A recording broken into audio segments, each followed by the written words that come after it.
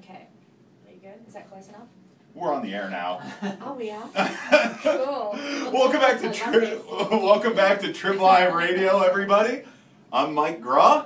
I was just saying if I was close enough to you. Ah, yes. Oh yeah, we got the setup here. Mike is recording this for the Trib Live website, so that will be up in a little bit. I'm joined now by burlesque magician Suzie Malone. I was introducing you wrong before, and you got a little mad at me. No, I don't get mad. I just correct everybody, that's all. Because people get it wrong.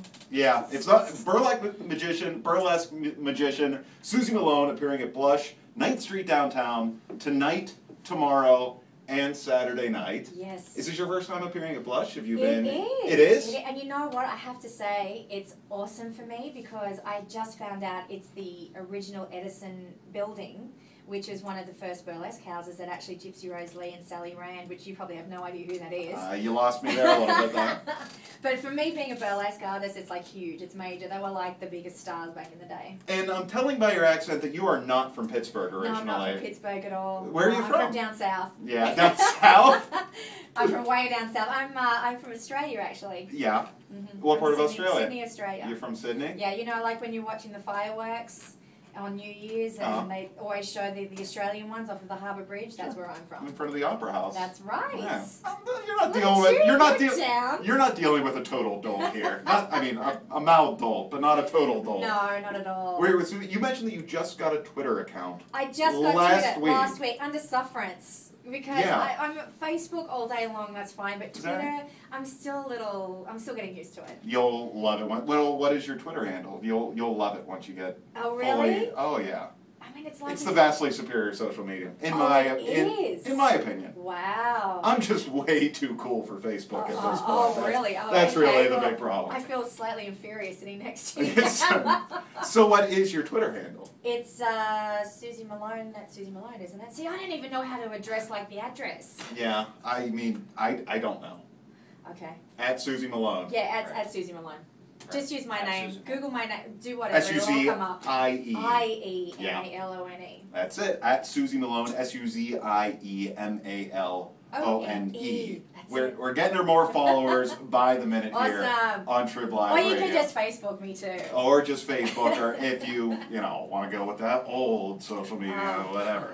But Suzie Malone is with us here in studio. So tell me about how this act originated. Was it dancing first and add magic, or was it into the magic first and the dancing? No. Well, I'm a trained dancer. I've actually been dancing since I was a kid. I've been dancing all my life. I've performed all my life. I used to be a backup dancer in dinner theatre and all sorts of stuff. Mm-hmm. And then I had an agent in Australia who had two sides to her agency, and one was straight dancing with tights on and proper costumes and all that kind of stuff, and then the other side was burlesque. And I got this frantic phone call one day, and she was like, one of my burlesque girls is, she's let me down at the last minute, I need somebody to fill in. And she asked me, and I was like, I could never take my top off. Are you kidding me? I could never. Yeah. And then she told me how much it was, and I don't even do it at the pool. That's hot. And she told me how much it was, and I kind of thought about it, and I was like, well, maybe I could try. And maybe I'll do it just the one time. Yeah, and you know what? And I never looked back. I got a taste for it. It was awesome. And then, years progressed, and then I ended up becoming one of the premier showgirls in Sydney, and I was a headliner in a casino show for 5 years. And then I was actually poached to come over to America, and I performed in Vegas, and I got some agents here. And then probably about 2 years into my career is when I started doing the magic. Oh, okay. And it was an accident, actually, because I was just sitting in a club one day and I heard Sugar Ray's version of Abracadabra. And I thought, that might be a good little theme. And it started off with 3 tricks, that's it. And then once word got out that there was a So it wasn't magic, wasn't even a hobby. No, it wasn't anything. If you'd asked me years ago if I'd ever thought of doing this, I would have laughed in your face. It was a complete accident. And then once the industry found out that there was someone doing magic and burlesque, it just blew up. And now it's like I'm the burlesque magician, the burlesque showgirl, because no one else is doing it, and it's fun. It's different. It adds a different element to the show. I mean, there's a lot of showgirls out there in my industry that are great, and they do the costumes, and there's a couple of girls that do specialty acts, but people want to see a show more these days. They really do, because especially if you're doing multiple shows throughout an evening, I mean, how many times can you really watch a girl come out and do the same thing in a different Sure. costume? Whereas with my show, you have no idea what's going on. You know what I mean? Like 1 minute I'm doing illusions, and the next minute I'm swallowing swords, and the next minute I'm doing fire, and then I'm escaping from Houdini shackles, and rabbits are appearing and stuff. So it's like it's like bringing a small Vegas show into your venue. It's like, what is this crazy girl doing? How many tricks do you have up your sleeve, ready to go, like for any given show? Like Well, how large is your repertoire? Well, it's huge, but it depends on the size of the stage at the venue.